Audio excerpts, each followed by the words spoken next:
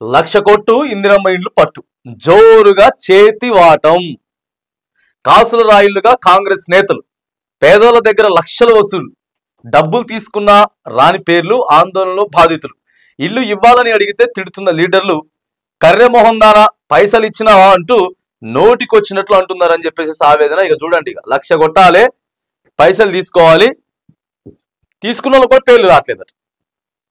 హస్తం నేతలు ఇగో ఈ రకంగా చేతి వాటం చూపిస్తా ఉన్నారు. కాంగ్రెస్ ప్రభుత్వం చేపట్టిన ఇందిరమ్మ ఇండ్ల పథకం కాంగ్రెస్ నేతలకు కాసుల వర్షం కురిపిస్తోంది. పేదోడికి అందాల్సిన పథకాలు పైసలు ఇచ్చిన వాళ్ళకే ఇస్తున్నారన్న ఆరోపణలు కూడా వినిపిస్తున్నాయి. ఇల్లు కట్టుకునేందుకు ప్రభుత్వం నుంచి 5 లక్షలు వస్తాయని ఆశ చూపించి ఒక్కొక్కరి దగ్గర దాదాపు 1 లక్ష వసూలు చేసినట్టు తెలుస్తోంది. సొంతింటి కలను నెరవేర్చుకునేందుకు కాంగ్రెస్ లీడర్లకు డబ్బులు ఇచ్చినా ఇల్లు రాకపోవడంతో ఇప్పుడు బాధితులు రోడ్డెక్కి నిరసనలు చేపడుతున్నారు.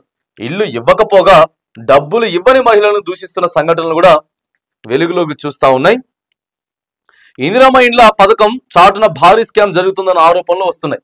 పథకం ఇంకా పూర్తి స్థాయిలో ప్రారంభం కాకముందే ఒక్కో అవినీతి బయటపడుతోంది. కాంగ్రెస్ ప్రభుత్వం ఇందిరమ్మ ఇండ్ల పథకం పేరుతో రాష్ట్రంలోని నిరుపేదల ఇండ్లు నిర్మించుకునేందుకు 5 లక్షల ఆర్థిక సాయం చేస్తామని ప్రకటించింది.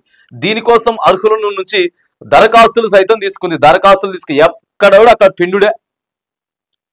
ఈ 1 లక్ష రూపాయలు వేస్తుంది కదా ప్రభుత్వం, అంతా వచ్చిన తర్వాత 1 లక్ష రూపాయలు వేసిన తర్వాత ఆడ ఫోటోలు తీసే అధికారులు, దాన్ని ఆన్లైన్ చేసే అధికారులు మళ్ళీ మాకేం లేదని అడుగుతురట. భద్రాచలంలో మాకేం లేదని అడుగుతురట. మళ్ళీ వచ్చిన 1 లక్షల ఈయన కొద్దిగా, అంటే బిల్లు వచ్చిన ప్రతిసారి ఈయన కొద్దిగా ఇయ్యాలి. మనం అసలుకే గాతాలు తీసుకొని ఆ రాడ్లు తెచ్చుకొని అప్పు తెచ్చుకొని బేస్మెంట్ లెవెల్ చేస్తేనే కదా ఈ 1 లక్ష ఇచ్చేది. ఆడ అప్పుకు వడ్డీ కట్టాలి, అప్పు కట్టాలి, ఈడ ఆన్లైన్ చేసడానికి పైసలు ఇవ్వాలి, ఇప్పించినటువంటి నాయకుడికి పైసలు ఇవ్వాలి, ఇంతమందిని దాటుకొని రావాలి ఆ ఇల్లు కట్టాలంటే. అంటే మొత్తం వచ్చినటువంటి 5 లక్షల రూపాయలల్లో 1 లక్ష రూపాయలు వీళ్ళకే ఇవ్వాలి, నాయకులకి ఆఫీసర్లకి. గంతే ఉన్నది కథ. 1 లక్ష పోతుంది. 1 లక్ష పోతే మళ్ళీ అప్పు తెచ్చుకుంటాం కదా, అప్పు తెచ్చుకున్న కాడ వడ్డీ కట్టాలి, గా వడ్డీకి పైసలు పోతాయి. మళ్ళీ ఇప్పుడు బేస్మెంట్ బిల్ అయిపోతే మళ్ళీ సన్సైడ్ వరకు కట్టాలంటే మళ్ళీ పైసలు తీసుకురావాలి. ఇదే కథ. అయినా కానీ కాంగ్రెస్ వాళ్ళు పైసలు తీసుకున్నారు కానీ పేర్లు రాలేదట. మళ్ళీ ఇదొకటి ఉన్నది. ఇలా వస్తేనే ఇన్ని బాధలు ఉన్నాయి, పైసలు తీసుకొని రాకపోతే ఇంకా ఎవరు చెప్తారు సమాధానం? ఇంత దారుణమా?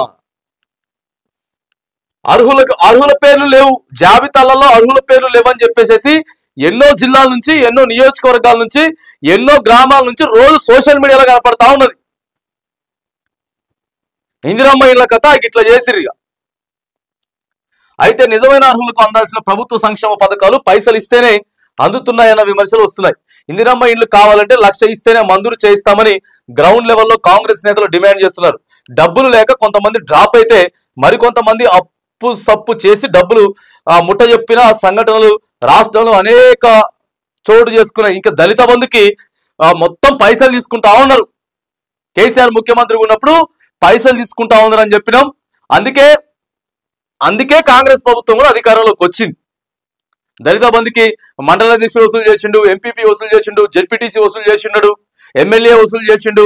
ఇట్లా దాదాపుగా 25 మంది ఎమ్మెల్యేలు దళిత బంధు కోసం డబ్బులు వసూలు చేసిండు. దాదాపుగా 1 కోటి, 2 కోట్లు, 3 కోట్లు. అందుకే వాళ్ళు ఓడిపోయారు అని చెప్పి అనుకున్నాం. వాస్తవమే అనుకుందాం. మరి ఏడేం జరిగింది? మరి ఇప్పుడు ఏం జరుగుతా ఉంది?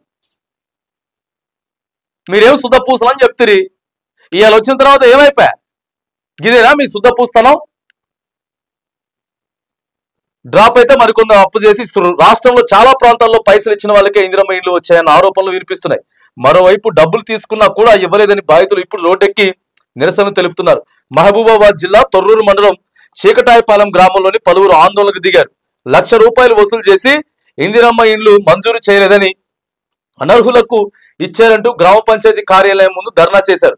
పంచాయతీ సెక్రటరీని వెంటనే సస్పెండ్ చేయాలని డిమాండ్ చేశారు.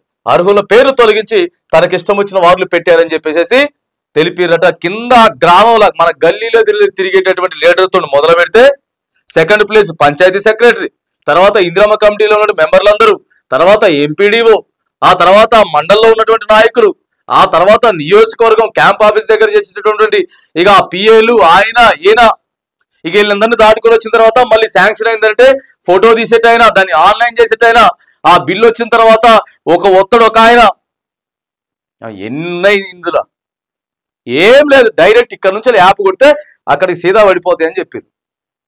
ఇక మధ్యలో ఇన్ని జరుగుతున్నాయి.